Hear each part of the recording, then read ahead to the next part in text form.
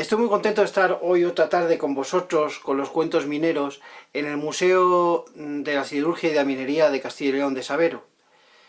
Para esta segunda ocasión me ha costado bastante encontrar el que contaros, porque empecé primero con la idea de intentar contar cosas con papel, con papiroflexia. Pero la verdad que soy un poco torpe y aquello no fluía. Estuve también revisando cosas bastante interesantes en un blog que me recomendaron, en el blog de la Fallona 2012, blogspot.com, y al final me ha ido encendiendo la bombilla a contaros otras cosas. El primer cuento que os voy a contar está inspirado en una historia de Jorge Bucay, que él sitúa en una mina de Sudáfrica, pero que yo no lo situaría ahí. Yo, por contarlo más a mi manera, lo voy a situar en una mina de las nuestras, de carbón. Cuentan la historia que había un viejo que se llamaba Sisto, que tenía la barba muy grande. Era un viejo hosco, serio, con la mirada dura, pero no porque fuera mal paisano, sino porque tenía carácter seco. Sin embargo, era considerado por el resto de mineros como un hombre sabio, porque sabía mucho de los riesgos de la mina y la conocía muy a fondo. Cada vez que llevaba una persona nueva a trabajar, a los ayudantes de minero, el viejo los juntaba, se mesaba la barba y les decía: guajes, andad con cuidado que la mina es hembra y se lleva muchos hombres por delante. A la mina hay que tratarla con cuidado y saber encontrarle los momentos, y al carbón hay que atacarlo por la raja. Cuando decía aquello, algunos se reía, pero lo cierto es que el hombre tenía tanta autoridad moral desde lo que sabía, que si él se ponía pinao, como se suele decir, y avisaba de que algo estaba malo, ni capataces ni vigilantes eran capaces de que la maniobra tirara, porque todo el mundo se paraba. Uno de los días en los que él estaba un poco molesto por los sonidos que había, pensando que podía haber gas, avisó a los demás de que no estaba bien la galería, pero no le hicieron demasiado caso, y al revés que otras veces, que se ponía muy serio, aquella vez decidió no hacer nada, seguir trabajando. Pero hubo un derrumbe. Al derrumbarse todo, quedó una panza grande en la que quedaron varios hombres, y todo lo demás quedó sepultado. En la oscuridad todavía brillaba alguna de las lámparas. El viejo gritó: ¿cuántos somos? Y empezó a escuchar nombres: Sisto, Martín, Esteban, Jesús.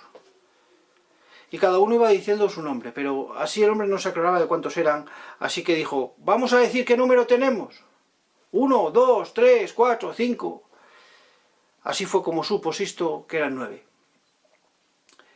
Viendo un poco las proporciones de lo que había quedado de galería en la que estaban ellos encerrados, sabiendo que sin duda la patrulla de salvamento iba a ir a por ellos, calculó y pensó que no quedaba mucho aire, como mucho para unas 4 horas. El trabajo iba a estar justo, porque 4 horas para sacarles era mucho reto. Pero tenía que decirse a los demás, así que en el silencio tenso que tenían todos los compañeros se lo dijo: creo que tenemos de aire 4 horas. Todos los hombres empezaron a respirar fuerte de ansiedad y de angustia, y Sisto se dio cuenta que si eso pasaba, el aire iba a volar, se iba a ir más rápido. Para serenarles les dijo: creo que no tenéis reloj, porque como hombre viejo que soy yo, soy el que llevo siempre un reloj, los demás jóvenes ya no lleváis relojes. Cada media hora os voy a decir qué ha pasado esa media hora, y así durante ese tiempo estaremos más tranquilos e iremos calculando el tiempo que nos queda, procurando estar quietos, no meter mucho movimiento al cuerpo para que el aire resista. Pasó la primera media hora y Sisto dijo: 30 minutos. La respiración se contuvo, algunos rechinó los dientes, e incluso algún paisano, que era como un castillo, dejó caer una lágrima, pensando en su mujer y en sus hijos. Sisto se dio cuenta que avisar de que había pasado media hora generaba mucha angustia así que decidió demorar la siguiente vez, hacer un pequeño engaño. Cuando pasaran 45 minutos diría que era media hora, de tal manera que así iría haciendo que la angustia fuera un poco menor. La primera vez lo hizo a los 45 minutos, la siguiente media hora fue a la hora y la siguiente fue a la hora y 10. El tiempo que quedaba de aire era en torno a unas 4 horas, como mucho 5. Lo que les daba un poco alivio a todos los que estaban allí, a los 9 hombres que estaban allí, era ver cómo estaban trabajando las máquinas y cómo de alguna manera se oían golpes, y eso era señal de que estaban buscándoles. Cuando llegó el equipo de salvamento hicieron un hueco y pudieron sacarlos. Sacaron a los 9 hombres, 8 vivos y 1 muerto. El hombre que había muerto era Sisto, el que llevaba su reloj de pulsera e iba dando la hora. Los demás compañeros no se lo podían explicar. Pero un guaje que era más observador que los demás se dio cuenta y les dijo: esto es muy sencillo. ¿No os habéis dado cuenta que las medias horas pasaban cada vez más largas? Nos ha ido engañando con el tiempo.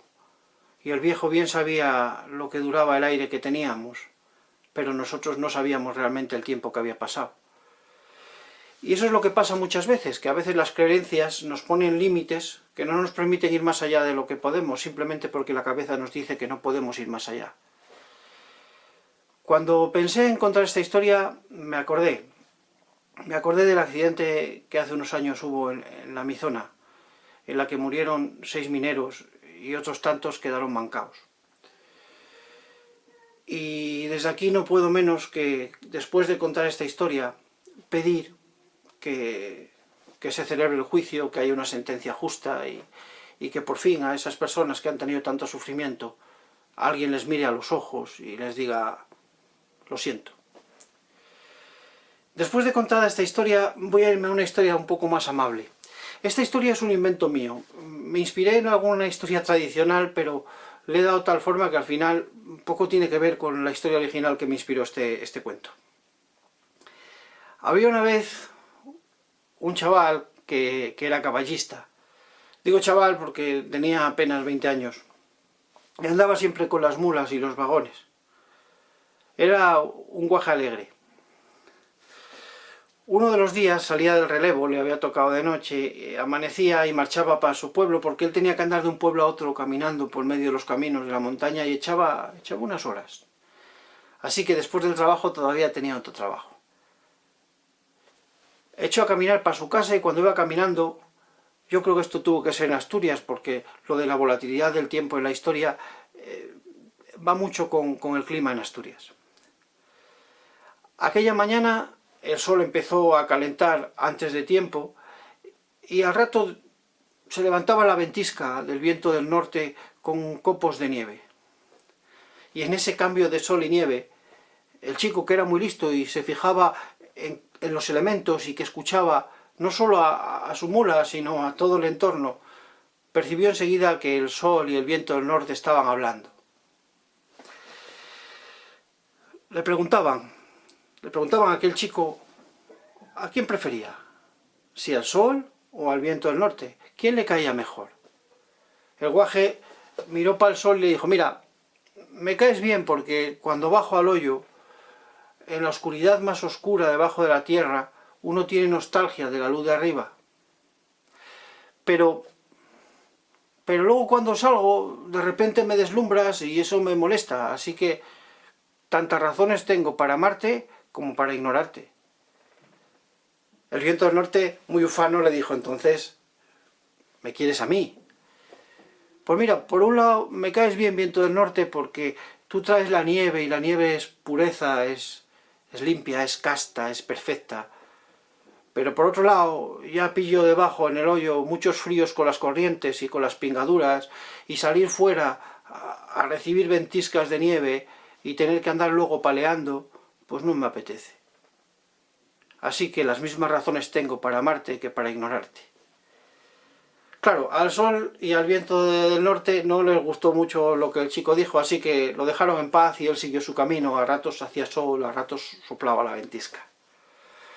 Pero El sol y el viento del norte porfiaban cuál de los dos era más importante.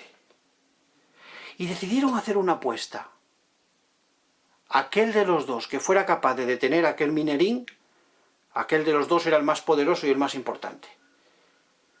El viento del norte, que siempre es muy ufano, decidió ser el primero. Empezó a soplar con mucha fuerza. El chico apretó fuerte la coreana, caló bien en el suelo las chirucas porque ya iba quedando el suelo lleno de copos de nieve y aguantó como pudo. Pero por más que el viento sopló, le zarandeó, el chico no se detuvo porque quería llegar a su casa aunque la nieve le llegara por el pecho. Bueno, no llegó a tanto. Lo más que llegó la nieve fue por encima de la rodilla, porque enseguida el sol le dijo al viento del norte: no lo detienes, ahora me toca a mí. El sol empezó a calentar y toda la nieve que había caído se fue derritiendo. Y con el calor, con el inmenso calor, el chico primero se quitó la boina, luego se quitó el abrigo, luego la camisa, luego los pantalones, y lo iba llevando todo en la mano a chorretones de sudor. Y cuando ya no pudo más, decidió sentarse un poco en el camino a la sombra de un árbol para tomar fuerza antes de llegar a su casa. Así que el sol, muy ufano, miró al viento del norte y le dijo: ¿qué? Yo soy el más poderoso.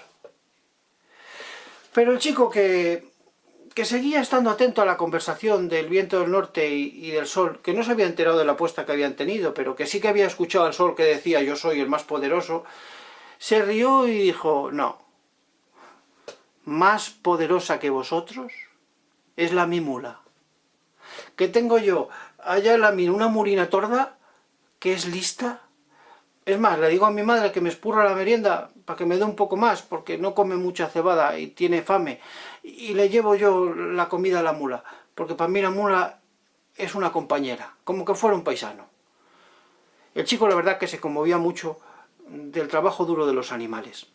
Siempre llenos de polvo, siempre sucios, cansados, viendo pocas veces la luz del sol.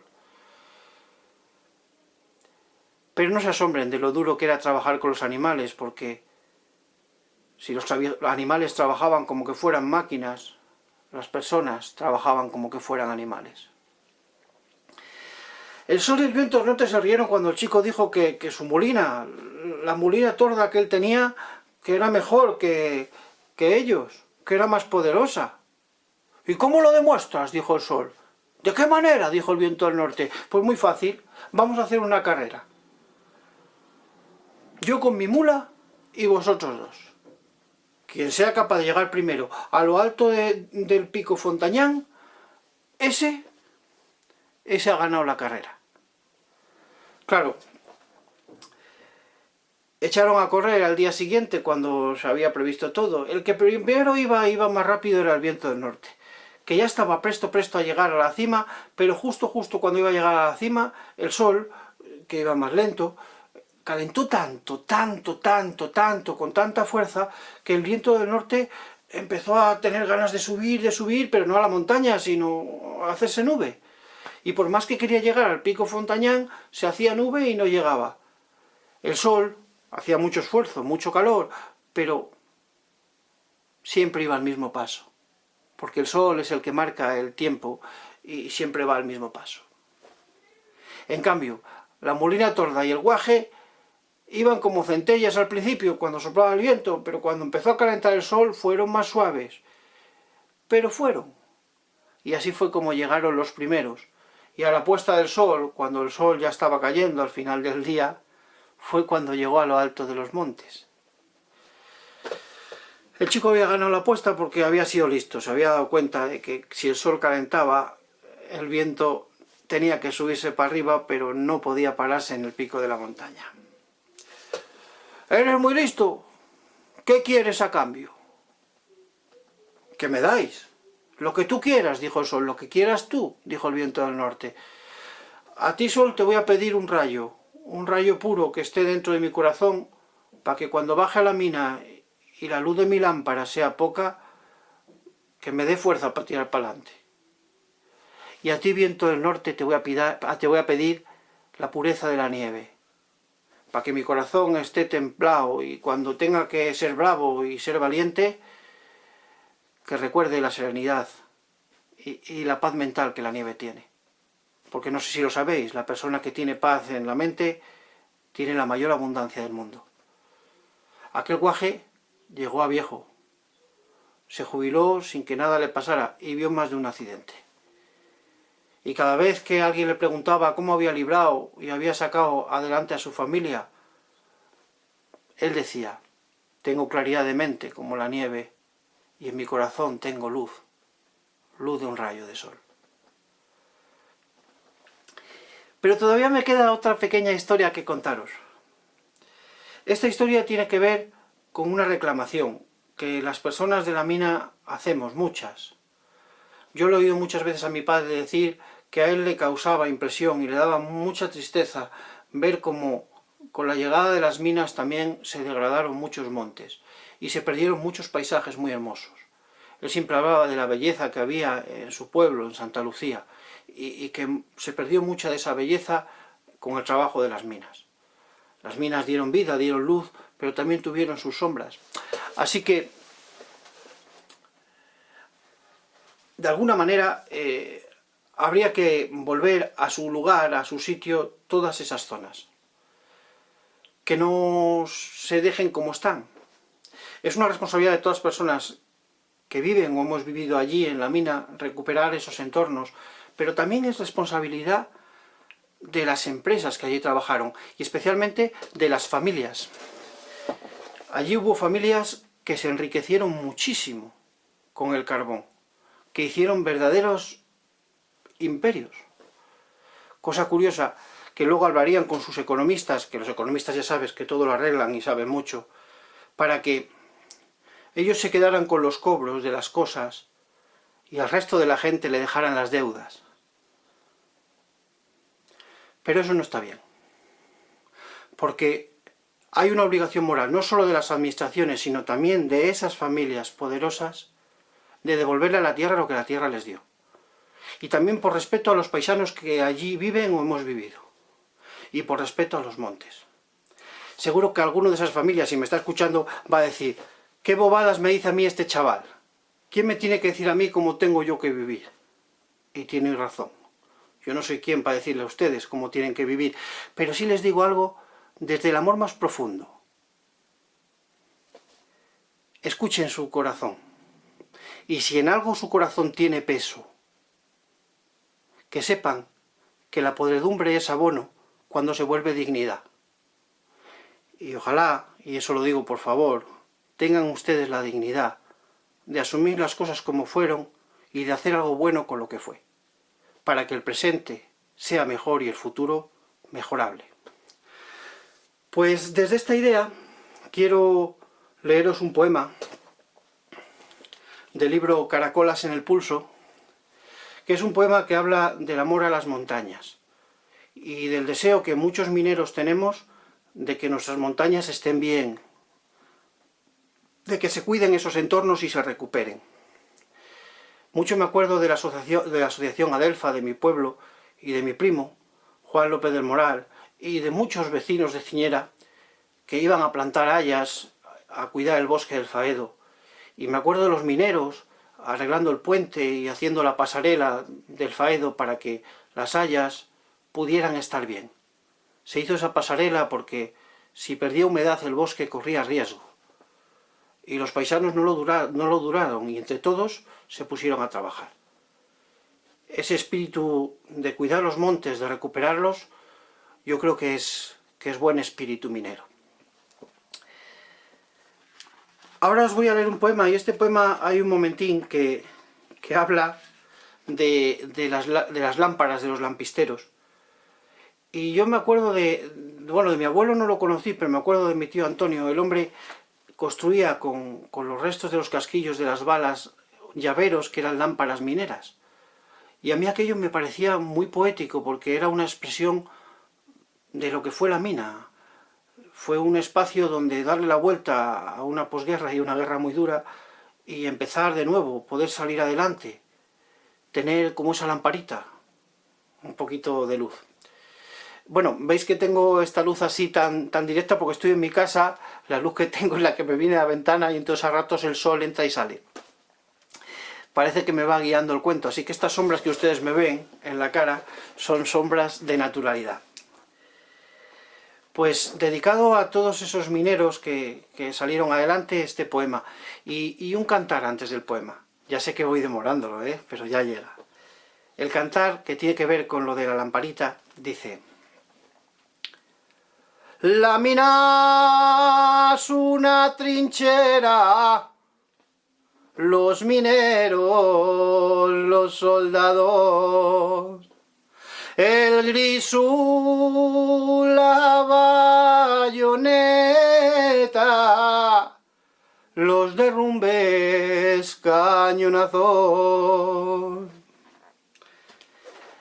Frente a mi casa, cuando era pequeño, había un monte que llamaban la Peña Colorada, donde subían los guajes a jugar. Yo nunca subí porque me daba miedo, pero mi hermano sí. Mi hermano era más valiente. Era de los dos el más valiente de la familia. Por eso mi hermano fue minero, yo no. Yo soy más reservado. No tenía ese arranque. Por mi hermano subía con otros amigos, con otro amigo Paco, me acuerdo también de él, a lo alto de la Peña Colorada, que fue zona donde hubo trinchera, y allí encontraban casquillos. Incluso una vez encontraron una granada, que gracias a Dios no explotó, si no me había quedado sin hermano. Pues dedicados a todos esos mineros que tanto trabajaron y que le sacaron a la tierra la riqueza, y en el deseo de que le demos las gracias a la tierra y la recuperemos, este poema que se llama Epílogo Arbóreo, del libro Caracolas en el pulso. Epílogo no como final, sino como principio, porque todo lo que acaba siempre es principio de otra cosa. Ahora hemos vivido el final de las minas, ahora viviremos el principio de otras cosas. Cada generación tiene un camino y un destino, y hay que vivirlo con gusto. Epílogo Arbóreo. Niño jugando en la huerta de su abuelo, alma de ciruelo, de rosal y de manzano, escucha crecer las peras que ruchan calientes, mientras amanece en la Peña Colorada. Ayer trinchera, hoy lámpara de lampistero. Lo oís como él lo oye. Lo sientes.